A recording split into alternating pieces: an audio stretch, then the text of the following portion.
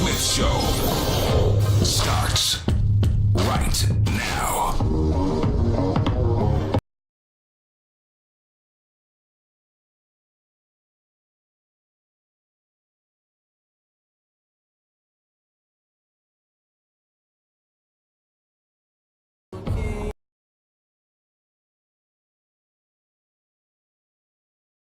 At you every weekday over the airways of ESPN Radio and ESPN News, 250 plus markets across the United States of America, plus ESPN Radio on Sirius XM Channel 80, plus ESPN Radio simulcast over the live national television airways of ESPN News. Number to call up as always is 888-SAY-ESPN. That's 888-729-3776. By the way, you never know. You know what never goes out of style? Surprising a friend or loved one with a buy one, get one free multicolored rose bouquets for $29.99 from 1-800-Flowers.com. To order, go to 1-800-Flowers.com/ESPN. Before I get to the phones at 888-SAY-ESPN, it's 888-729-3776. A couple of things I want to get into. LeBron James and the Los Angeles Lakers have been officially eliminated from postseason competition.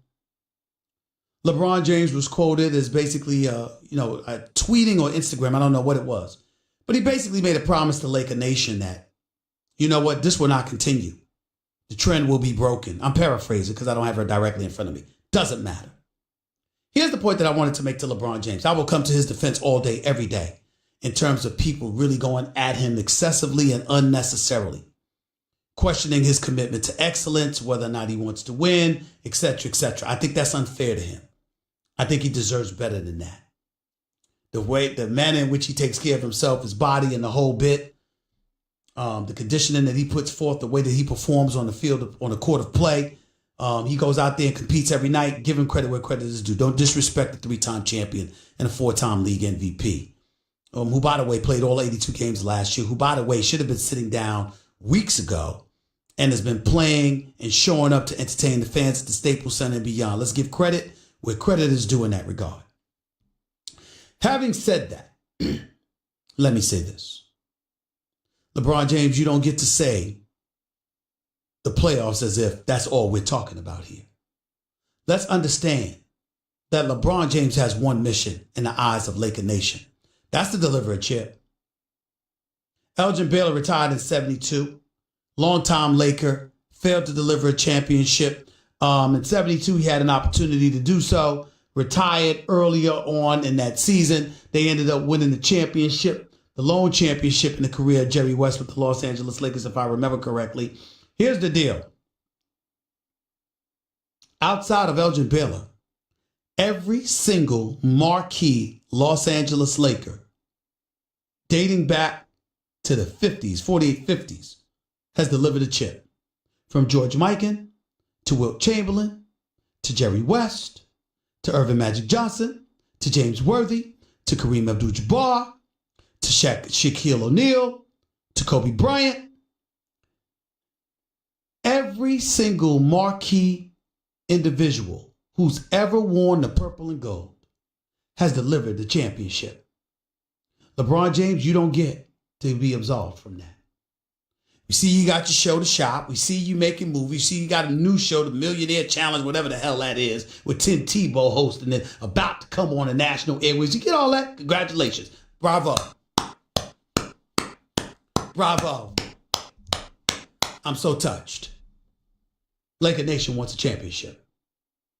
Ain't about making the playoffs.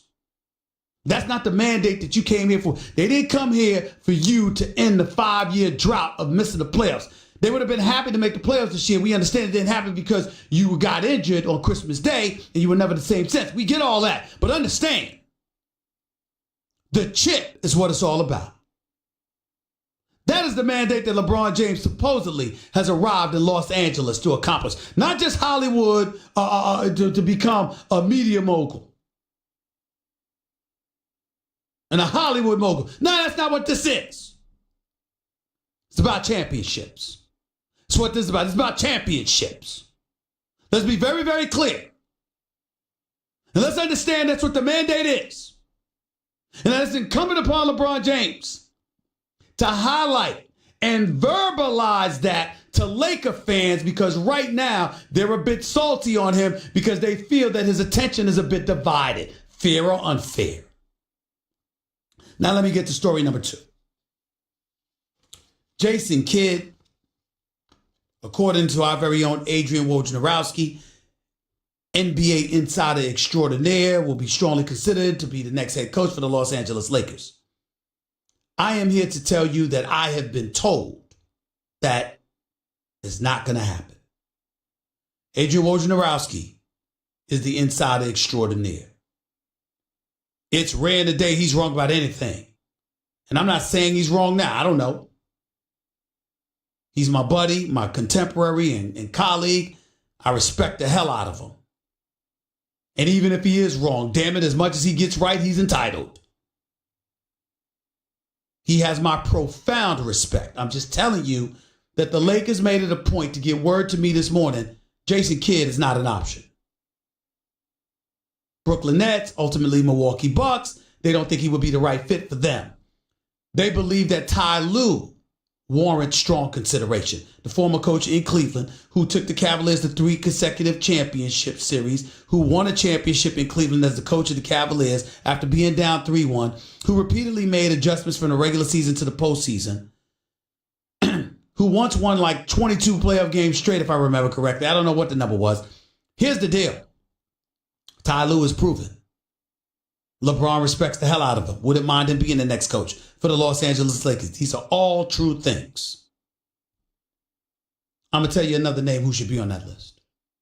It should be Mark Jackson.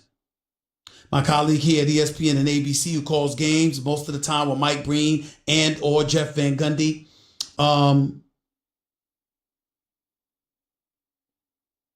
Mark Jackson has been screwed over. Joe Lacob, Peter Guber and those boys, they made the right decision clearly and decided to move on from him because they've went to 4 straight NBA finals and they won 3 championships. There is no arguing the impeccable resume of Steve Kerr. There's just no arguing it. He's that great. He's proven to be that great of a coach. And he deserves our respect and our deference. Or reverence, rather. But that doesn't mean that Mark Jackson doesn't warrant capturing one of the other 29 jobs in the National Basketball Association. If Billy Donovan wasn't doing so well in Oklahoma City, I would have said that would have been a perfect job for him. Obviously, LA is another opportunity. He warrants strong consideration. His resume, his ability to call and discuss and vibe with today's generation of players in today's game is something that cannot be ignored.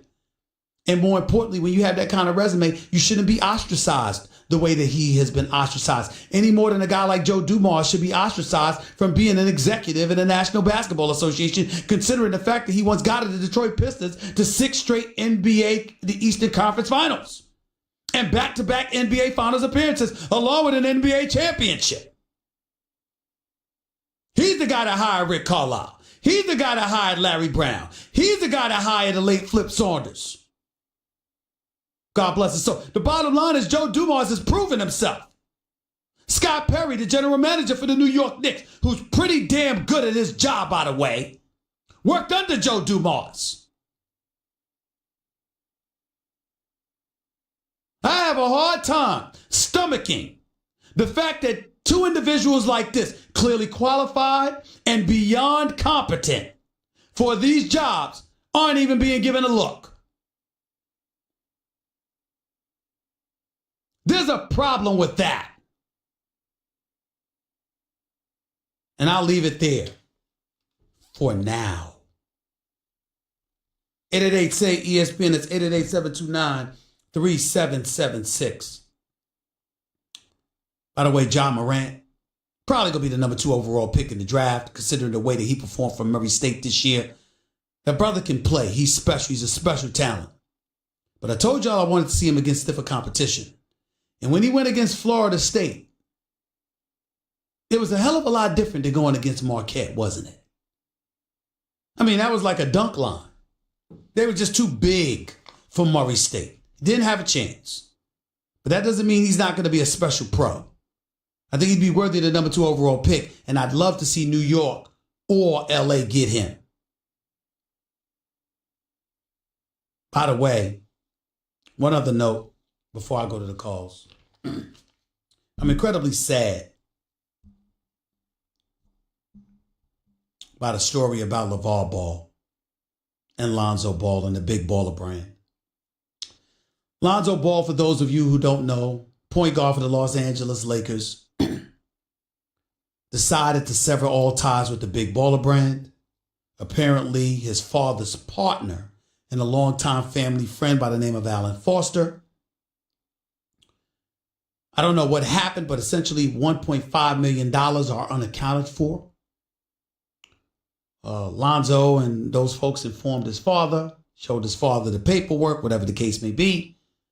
His father issued a statement last week how stunned and shocked and disappointed he was and how this will bring the family together and this matter will get resolved, etc., etc. Subsequently, in the days to follow, we learned that Lonzo had taken himself along with his two little brothers, deleted all stuff of the Big Baller brand and other things, all imagery and beyond of their father off of their social media pages. According to reports, the sons are potentially estranged from the father. I don't know anything about that, and I'm not about to comment on it. What I would say is this. I'm incredibly sad. For a long, long time, regardless of the narrative that's been put out there about black men who are fathers, I don't know too many black men who are not good fathers. Most fathers I know from the black community are incredibly loving and protective of their children. Some are fortunate enough to be able to provide better than others.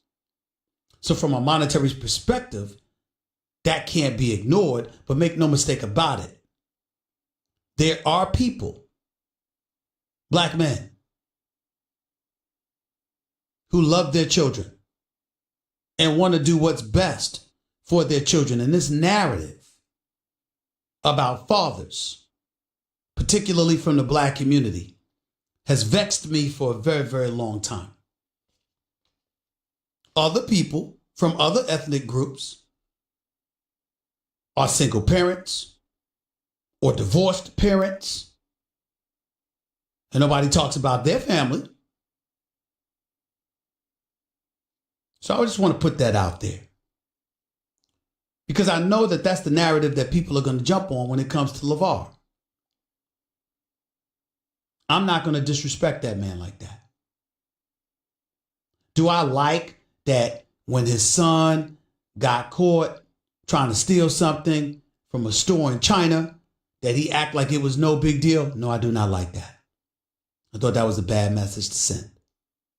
Do I like the fact that he yanked his son out of UCLA the second things didn't happen the way he wanted to? No, I did not like that. Do I like the fact that he yanked his other son out of high school and took them both to Lithuania? I did not like that either. Do I think that he has had a negative effect on Lonzo and his sons in terms of the decisions that he's been willing to make? Yes, I do. But parents make mistakes sometimes. It doesn't mean they don't love their children. And sometimes in a quest to do what you think is best for them, even at times when you appear to get caught up, it doesn't mean you don't love your children. And I think that what's going to happen with LeVar is that a lot of people are going to turn towards him and they're going to be like, he was about himself. He didn't give a damn about his kids, blah, blah, blah. And I just think that that's incredibly cruel to say. I can't do that to that man. I just can't. I could have a problem with his decisions. I could question whether they were in great judgment or not. But I will not question the intent of a father who I believe unquestionably loves his children. I just won't be a part of that discussion. As a result, I think Lonzo will be better off for it. I think the influence of LeBron James and Magic Johnson clearly had a role in all of this. I don't think for 1 second that they spoke against his father or anything. That's not what I'm implying. What I'm saying is they're role models. And if you're a young guy in the NBA looking to extend your brand beyond the court of play and into the business world, who better to listen to than LeBron James and Magic Johnson? They're two iconic figures in that regard. And if you have them right at your doorstep to espouse their words of wisdom to you, I have no doubt that Lonzo Ball was smart enough to seek it. And I have no doubt that Magic and LeBron were both sensitive and compassionate enough to provide it. Because they're two decent brothers who care. Where the Ball family goes from here, all I can say is my prayers are with you. And I mean that sincerely. I don't wish a negative thing against LeVar Ball or Lonzo or anything like that. We ain't talking basketball here, ladies and gentlemen. We're talking life. I got news for you. It is no laughing matter, and it is nothing to ridicule or to make fun of 3 children appearing to have estranged themselves from their dad. That is not good. And all I can say is that if I were a father of 3 sons, and I was in this position right now that LeVar Ball appears, because we don't know, appears to find himself in, the level of pain I would be feeling emotionally couldn't even be measured. 888 say ESPN. Let's go to the phone. Kathy, you're live with Stephen A. How are you? Honor and a privilege to talk to you, and I also have to say I'm a big Michigan State fan. Okay. And I have them in the Final Four. And I think this time, considering last year they beat North Carolina, that I think they can take the whole tournament. Well, they can. I mean, they've got the talent. Nick Ward is not in the starting lineup, but he's back from being injured. I like this kid Cassius. I like a few of their players on there, and I respect the hell out of Tom Izzo. So I'm willing to say to you that I think they could, but I don't know if I would give them the edge over Duke. I just don't know if I would do that. And when it comes to talking to his players, me and my husband, we watched the other evening.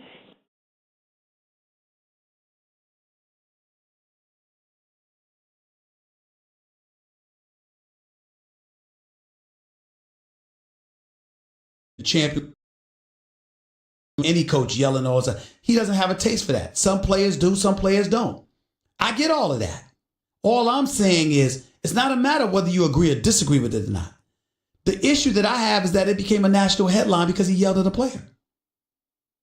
That's the issue that I have. You're physically harming somebody, harassment, assault, things of that nature. That's different. I'm talking about the softness of our society where everything has morphed into a federal case. We should be ashamed of ourselves for overreacting this way. We really should. Champ, you're live with Stephen A. Go ahead, man. What's up, boss? Talk to me, man. What's up? Laker Nation. I'm not feeling Jason Kidd either, but I think it's a 3-headed race. If I'm playing the GM role or the president of basketball operations with the Lakers, you got to take a look at Nate McMillan at Indiana. Mm-hmm. You got to look at your boy down in Dallas. And, my choice would be Well, I don't know Mark if you can Jackson. make Nate McMillan because I don't know if you can get him out of his contract. I believe you can. It's not the NFL. Mm-hmm. So if I'm the Lakers, I'm going a full-fledged for Mark Jackson. Well, you are. I think like the other part. Let me get back to that Indiana point for a second. I think the other part you're missing is that you never know how salty things are between the Lakers and Indy. Because remember when Magic Johnson had to get that fine because the Indiana Pacers complained about Magic being on Jimmy Kimmel and winking at Paul George before he was traded to OKC. Absolutely. But remember, Right. Magic been on record saying that he has a coach in the NBA that's currently coaching. So I just threw those 2 guys out. Mm-hmm. The Who reason were the why two? I say Mark By the way, I Jackson, missed it. Who were the 2 before you mentioned Mark Jackson? Who were the 2 that's coaching? Dallas Mavericks head coach. Rick Carlisle? What? Yeah. Okay. Nate McMillan. Yep. and Mark Jackson, Okay. who's not coaching right now. Yep. And I've been on record saying the Lakers would win a championship with LeBron James. But if somehow, some way, they go after Mark Jackson, all bets are off. I believe LeBron James will win another NBA title because I believe Mark Jackson can lure the talent to Los Angeles better than Magic and LeBron at this point. All right, let me ask you this Because question. How come you haven't mentioned Ty Lue? No. Why not? No. I'm asking. Why not? This is my take on the Ty Lue situation. You know, about all these coaches, even with Steve Kerr, they took over ready-made teams. I want a guy who's built the team up like Mark Jackson. He built the Golden State Warriors. He told the whole world he had the best backcourt ever. He changed the landscape of the NBA. Give him the opportunity to show the world with ready-made talent that's already ready to go. I believe Mark Jackson can win the NBA championship next year if that happens. Now, I've been on record with KD, but if the Lakers can somehow get Mark Jackson, it's all best. Maybe KD or Kyrie decides to go to Los Angeles. All right, here's my question to you. What evidence do you have that Mark Jackson, you know I love me some Mark Jackson, that's my boy. But what evidence do you have that Mark Jackson will be able to recruit to LA better than Magic Johnson or LeBron? I'm going to tell you why. Draymond Green, if he's listening, he will call the show right now. If any other coach in the NBA that drafted Draymond Green probably wouldn't be in the NBA right now based off his personality.